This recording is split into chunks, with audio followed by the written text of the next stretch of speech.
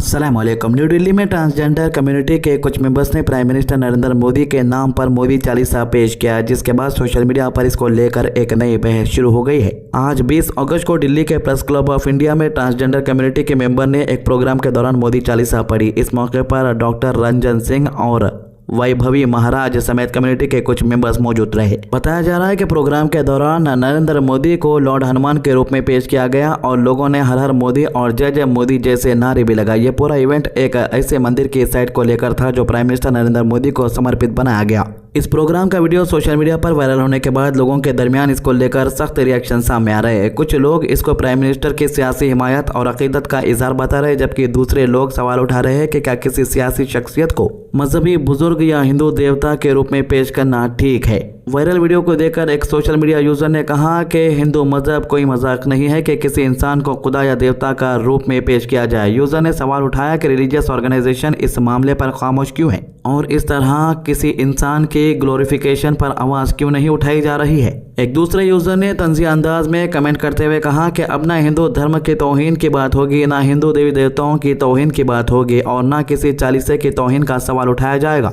User ने अपने comment में आखिर में जय हो अंधभक्तों की कहकर इस पूरे मामले पर तनकीद की। इस वाक़े के बाद असल बहस यही है कि सियासत और मजहब के दरमियान हद कहाँ होनी चाहिए। प्राइम मिनिस्टर नरेंद्र मोदी को सपोर्ट करना या इनकी सियासी पॉलिसीज की तारीफ करना एक सियासी राय हो सकती है, लेकिन जब किसी सियासी लीडर को मजहबी किरदार या देवता के रूप में पेश किया जाता है तो नेचुरली इस पर मुख्तलिफ लोगों के मुख्तलिफ नजरियात सामने आते हैं। कुछ लोग इस इवेंट को अपनी अकीदत और सियासी सपोर्ट का इजहार समझ रहे हैं, जबकि क्रिटिक्स का कहना है कि किसी भी सियासी शख्सियत को मजहबी मुकद्दस शख्सियत के साथ कंपेयर करना मजहब और सियासत दोनों के लिए सेंसिटिव मसला है। वैसे भी ये लोग पहले से ही बोल रहे थे कि ये लोग मोदी का एक मंदिर बनाने वाले हैं, तभी भी किसी ने कोई रिएक्शन नहीं दिया था। अब ये लोगों ने मोदी का मंदिर बना दिया है और पूजा भी शुरू कर दी है।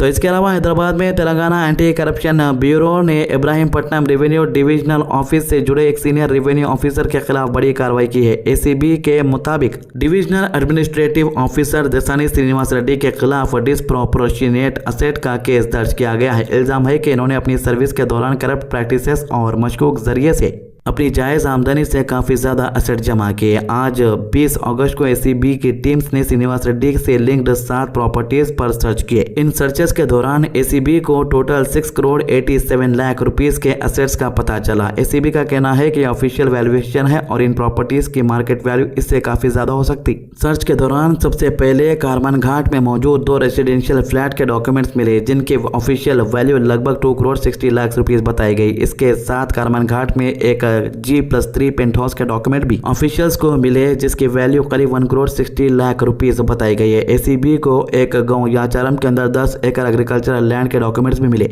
इस जमीन की ऑफिशियल वैल्यू करीब 25 लाख रुपए बताई गई है। इसके अलावा हैदराबाद सिटी और आउटस्कर्ट्स के मुख्तलिफ इलाकों में 8 ओपन प्लॉट के डॉक्यूमेंट भी सामने आए, जिनकी टोटल वैल्यू 62 लाख रुपीस है। सर्च के दौरान एक और इम्पोर्टेंट इन्वेस्टमेंट का भी पता चला। एसीबी के मुताबिक श्रीनिवास रेड्डी ने बालापुर में नरेंद्र बार और रेस्टोरेंट में पार्टनरशिप के जरिए करीब 86 लाख रुपीस इन्वेस्ट किए हुए थे। ऑफिशियल्स का कहना है कि इन प्रॉपर्टीज और इन्वेस्टमेंट की असल मार्केट वैल्यू ऑफिशियल रिकॉर्ड में दी गई वैल्यू से काफी ज्यादा है। सिर्फ प्रॉपर्टी डॉक्यूमेंट से नहीं बल्कि सर्च के दौरान कैश और ज्वेलरी भी रिकवर हुई है। एसीबी को करीब 4 लाख रुपीस कैश मिला। इसके अलावा 680 ग्राम गोल्ड ऑर्नामेंट्स, जिनकी ऑफिशियल वैल्यू करीब 5,85,000 रुपीस बताई गई है। बैंक अकाउंट और डिपॉजिट की भी जांच की गई, जहां एसीबी को करीब 8,60,000 रुपीस के बैंक डिपॉजिट का पता चला। 3 4 व्हीलर्स और 2 2 व्हीलर्स भी मिले हैं, जिनकी कंबाइंड वैल्यू 59 लाख रुपीस बताई गई। इसके साथ हाउस होल्ड आइटम्स और इलेक्ट्रॉनिक गैजेट की वैल्यू करीब 11 लाख रुपए है। तो इसके अलावा श्रीनिवास रेड्डी ने बैंक से गोल्ड लोन भी लिया हुआ था, जिसके लिए 46 तोलास गोल्ड प्लेज किया गया था। अब एसीबी इस गोल्ड और लोन से जुड़े रिकॉर्ड की भी वेरिफिकेशन कर रही है, ताकि यह मालूम किया जा सके कि तमाम एसेट और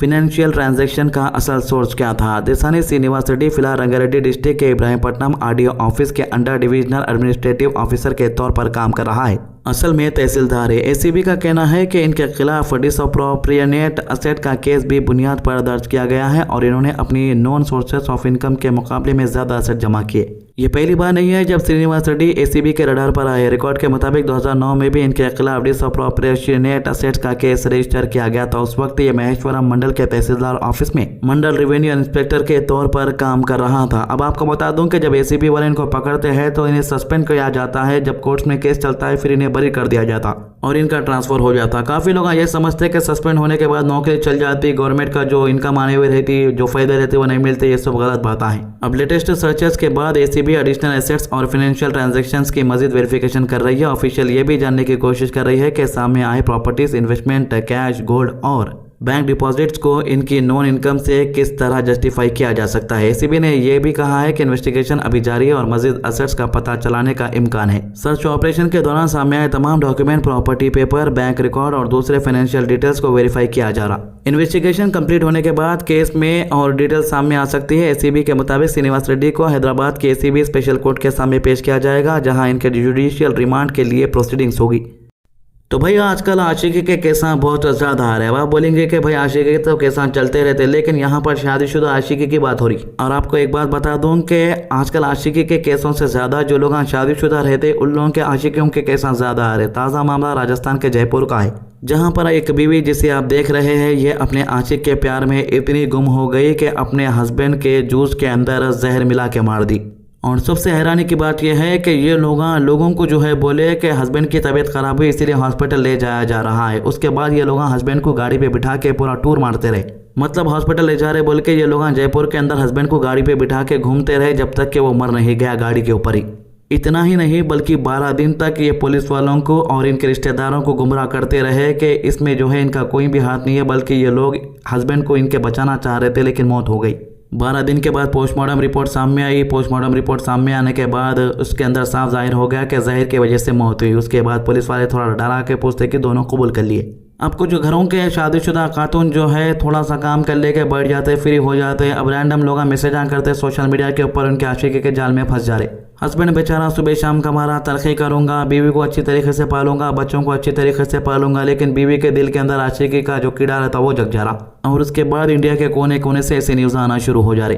तो ताजमहल के अंदर कुछ अंधभक्ता पूजा नहीं करने दे रहे बोल के ताजमहल के बाहर दूर जाके वीडियो बना के ताजमहल की पूजा कर रहे। आपको बता दूं कि दुनिया में ताजमहल एक ऐसी इमारत है जिसको दोबारा नहीं बनाया जा सकता है। कहावत भी थी कि ताजमहल बनाए से वालों के हाथा काट दिए बोल के। ये एक अफवाह है, समझा, रियलिटी नहीं। मतलब के लोगों का ये कहना है कि इसको दोबारा बना भी नहीं सकते, जो लोग बनाए वो लोग भी। अब इसलिए ताजमहल मंदिर है बोल के पूरी कोशिश यानी बताने की कोशिश कर रहे अंधभक्ता। इससे जुड़ा ताज़ा मामला सामने आया, जहाँ पर सावन के तीसरे दिन यानी मंडे को पूजा अर्चना और आरती उतारी गई। आर्कोलॉजिकल सर्वे ऑफ इंडिया वाले पहले बोल दिए कि ताजमहल के नीचे हम लोग इतने नीचे चले गए कि जहाँ तक पानी निकल जाता, लेकिन वहां तक भी मंदिर का कोई निशान नहीं मिला अभी तक। तो भाई कांग्रेस जनता पार्टी जो काम शुरू करी गवर्नमेंट स्कूलों में जाके चेकिंग करना, गवर्नमेंट स्कूलों के हालात के बारे में बताना लोगों को। अब गवर्नमेंट स्कूलों के अंदर जो है रिनोवेशन का काम शुरू हो गया। हर बस्ती के अंदर की बात हो रही है यहाँ पर। लेकिन कुछ लोगों कांग्रेस जनता पार्टी के लीडर नौजवानों के बारे में गलत सलत बयान दे रहे। कुछ लीडर भी है, इसको लेकर सौरभ दास का क्या कहना है आइए सुनते हैं।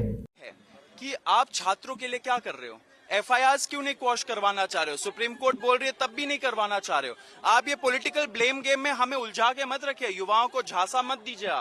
आप ये सब बोल के, बयानबाजी करके, कमेंटबाजी करके, अर्बन नक्सल बोल के, दिमागी नक्सल बोल के आप देश के युवाओं को झांसा देना चाह रहे हो, आप उनको ब्रांड करना चाह रहे हो। आपका ब्रांडिंग हो चुका है। तो ये थे इन मामलों के अभी तक के अपडेट। हमारे चैनल को सब्सक्राइब कीजिए, हमारे वीडियोस को ज़्यादा से ज़्यादा लोगों तक शेयर करने की कोशिश कीजिए, नमाज की पाबंदी कीजिए, कुरान की तिलावत कीजिए और दुआ में याद रखिए। अल्लाह हाफिज़।